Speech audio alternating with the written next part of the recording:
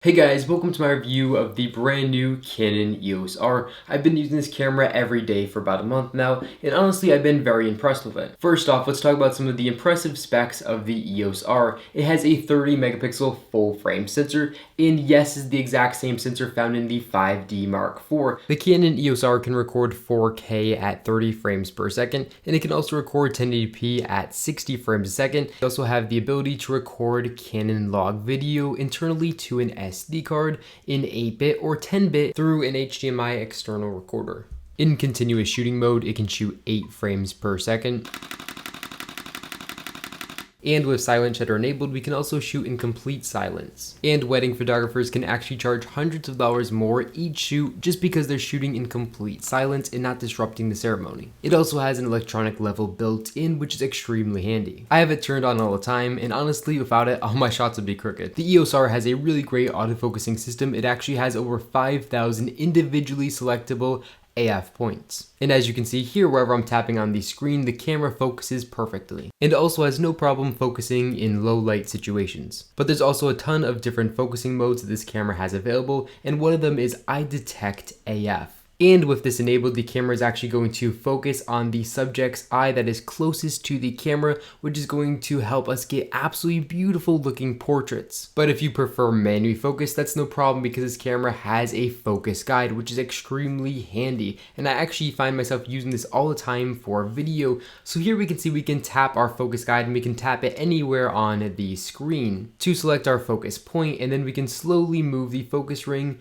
until the box turns green here. And when it lights up green, we know we are in focus. With its 30 megapixel full frame sensor, the EOS R shoots very sharp photos even at higher ISOs. Here we are at ISO 3200, and we can see the colors and the detail really isn't much worse than our baseline picture shot at ISO 100. There's just a little bit more noise and the colors just aren't quite as crisp. But ISO 6400 is definitely still usable. The colors still look relatively good.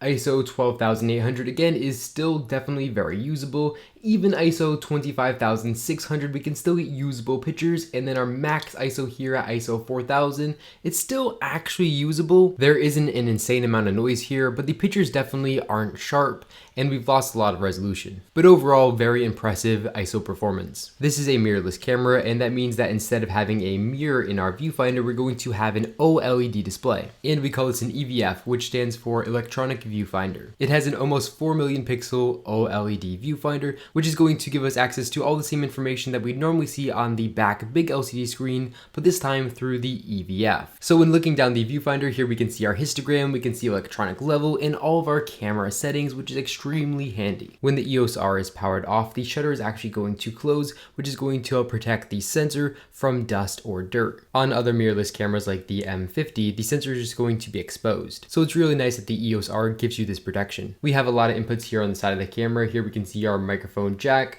we can see our headphone jack, our HDMI out, a USB-C which can be used for charging, and our wired shutter release. I'm also really loving the new LED top deck display on the EOS R. This display is actually going to stay powered on even when the camera is turned off, and it displays a lot of really helpful information. It also has a brand new fully customizable multi-touch function bar here at the top of the camera. I've read some articles that said they had issues with the touch bar not working, but I personally haven't had any issues with this not working at all. It just takes about a half second to unlock so you don't bump it by accident, and then you're good to go. All the buttons on the back are very small, and at first I thought I wasn't going to like them, but after using this for a couple hours, I actually really started to like the buttons. They feel very substantial when you press them, and the button placement is very good and easy to access when looking down the viewfinder. The grip actually feels very good and substantial. It feels like a full frame camera's grip should be. It fits very good in the hand, and it's made out of this nice rubberized material, which is going to help your hand grip it. One of the downsides of this camera is the SD card slot. It is on the side, which is very important, but it's a single SD card slot only, so unfortunately we don't have the redundancy of two. The kit lens on this EOS R is this absolutely fantastic 24 to 105 millimeter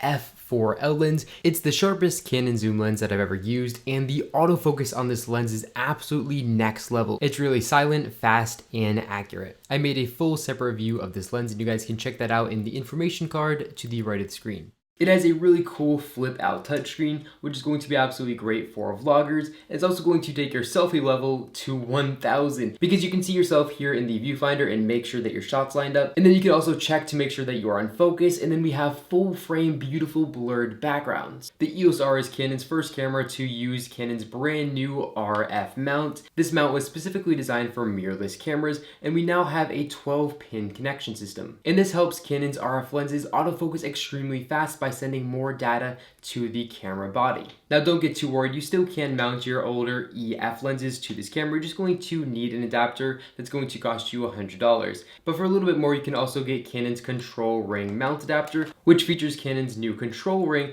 which you can actually customize to change settings like aperture or ISO, or you can even get an adapter with a drop-in ND filter. So the Canon EOS R with the adapter actually adds new functionality to your old lenses. Overall, the brand new Canon EOS R is truly a fantastic and very innovative camera. It's very powerful, it's lightweight, and it takes absolutely amazing pictures. And with a body-only price of $2,299, this camera is definitely very competitive in the full-frame camera market. It's a little bit more expensive than its Sony competitors, but the biggest thing for me is that with a $100 adapter, this camera is going to work perfectly with all my EF lenses. With that adapter, it brings the total price to $2,400. Definitely expect the price of the body of the Canon EOS R to drop in the next couple of months. I'm going to leave a link in the description down below where you guys can check out this camera on Amazon to have the most update in current price. But that's it for this video. If you guys liked it, make sure to give this video a big thumbs up down below, and of course make sure to hit that subscribe button because you guys don't want to miss any new videos just like this one. Thank you all so much for watching this video, and I'll catch you all in the next one.